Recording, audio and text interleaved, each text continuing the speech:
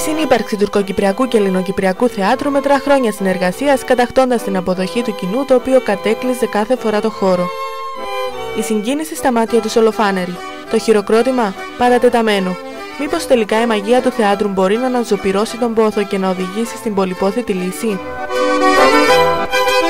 Όλα ξεκίνησαν το 1987 όταν το σατυρικό θέατρο, ψάχνοντας στοιχεία στο διαδίκτυο, βρήκε πως στην κατεχόμενη Λευκωσία το τουρκοκυπριακό δημοτικό θέατρο θα ανέβαζε το ελληνικό έργο «Ειρήνη του Αριστοφάνη». Ήταν μια από τις συγκλονιστικότερες εμπειρίες της ζωής μου. Γιατί ήταν μια παράσταση όπου στην κυριολεξία δεν έπαιρνε βελόνι κάτω. Ήτανε κατάμεστο το θέατρο με έξτρα καρέκλες, όρθιους στο διάδρομο.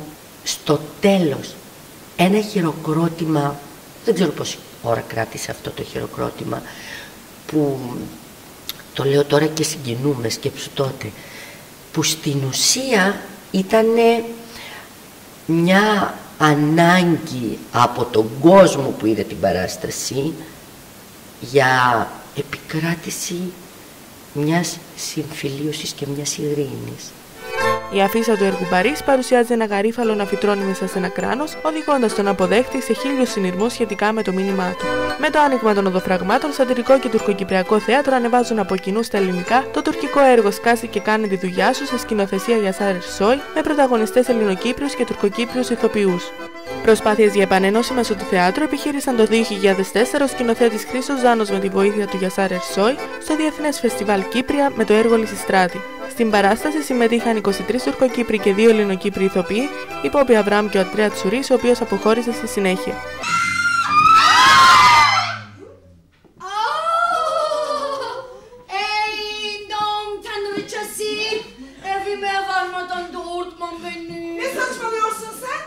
Κάναμε την αίτηση στα Κύπρια, έγινε αποδεκτή, μεταφράστηκε η διασκευή που είχαμε στα τουρκικά και με σκηνοθέτη το Χρήστο το Ζάνο, το τουρκοκυπριακό το θέατρο, όλο το θίασο, εμένα και τον Αντρέα το Τσουρί.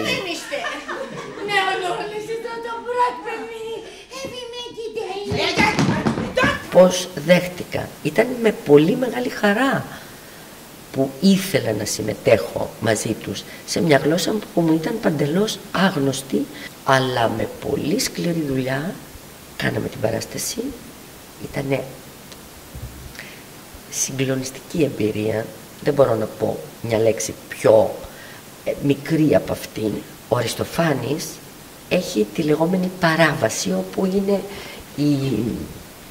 η άποψη του συγγραφέα για τα τεκτενόμενα τότε της εποχής. Βάλαμε λοιπόν σαν παράβαση ένα ποίημα, ένα απόσπασμα από το προφητικό του άξιον εστί του Ελίτη. Ήταν το κομμάτι αυτό και θα έρθει η μέρα που ο άντρας θα ξαπλώσει τη γυναίκα στα στάχια και θα κάνουν παιδιά και όλα αυτά, για να δείξουμε εν καιρό ειρήνης αυτό που θέλαμε, που ποθούσαμε όλοι να γίνει. Ήταν μια από τις μαγικότερες στιγμές στην παράσταση. Η εμπειρία ήταν άσκημη, απογοητευτική, η προσέλευση του κόσμου στα Κύπρια, προπάντων στο Κούριο που ήταν και η πρεμιέρα. Ήταν το Σεπτέμβρη, αμέσως μετά το δημοψήφισμα, που αντιλαμβάνεσαι τι είχε επικρατήσει τότε με την περιραίουσα ατμόσφαιρα του τότε Προέδρου μας και των κομμάτων που είχαν την ίδια πολιτική και που είχαν μοιράσει τον κόσμο σε προδότες και μη προδότες. Οπότε εμείς είχαμε καταταχθεί ανάμεσα στους προδότες, αφού συνεργαζόμασταν βέβαια με τους Τουρκοκύπριους. Το 2010, ο τουρκοκύπριος σκηνοθέτης Δερβίς Ζαΐμ έγραψε και σκηνοθέτησε την τουρκική δραματική ταινία «Σκιές και πρόσωπα». Πόπη Αβραάμ, Κωνσταντίνος Γαβρίλ και Παντελής Άντωνας συμπλήρωναν το τουρκικό cast, θεωρώντας χρέος και τιμή τους να συμμετέχουν σε μια τέτοια παραγωγή. Το σενάριο λοιπόν ήταν πολύ καυτό. Πολύ καυτό για μας εδώ. Γιατί είχε θέμα τα γεγονότα του 63-67.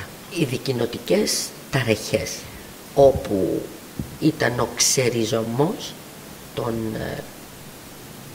Τουρκοκυπρίων από τα σπίτια τους, με την ανέχεια της δικής μας αστυνομίας. Σκοτώθηκε ένας Τούρκος.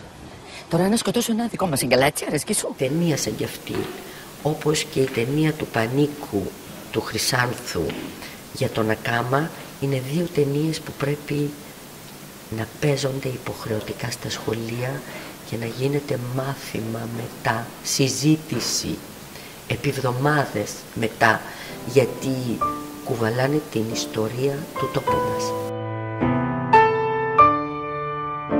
10 χρόνια αργότερα, η συνεργασία Σατιρικού Θεάτρου και Δημοτικού Τουρκοκυπριακού Θεάτρου επανενεργοποιείται όταν το Σατιρικό Θέατρο φιλοξένησε την τουρκοκυπριακή παραγωγή «Ο Αγνοούμενος» της νεαρής σκηνοθέτη Αλιαίου Μανέλ. This play is not just tries to have the very humanistic approach, because that's how we can rid of all these point of views like nationalism or a religious point of view. Once we get rid of them, once we go to the core of the things, and here which is the very humanistic one, which is the very human pain, we can have the chance to build empathy. And then we see that it was not only us who had the pain, we both did. And I'm very happy that, yes, although there was this approach before, like they killed us, and we are very innocent actually.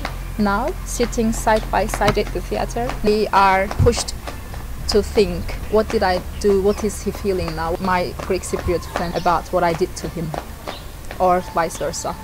But I just want to emphasize that this play is not the story of only what missing people's families feel.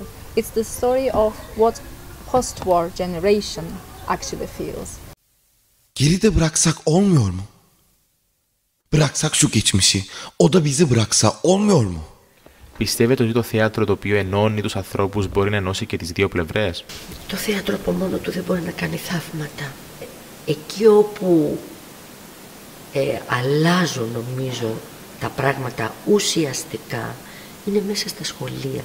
Στα κατεχόμενα πρέπει να ξέρετε όλοι ότι έχουν αλλάξει τα βιβλία. Ότι μιλάνε για εισβολή. Δεν λένε αυτό που λένε οι πολιτικοί. During this process, performing Kayıp in both sides, yes, I saw that it can unite people. You can make people feel the same thing, and without all those prejudices, without all those political or separating approaches. You can get beyond that through art.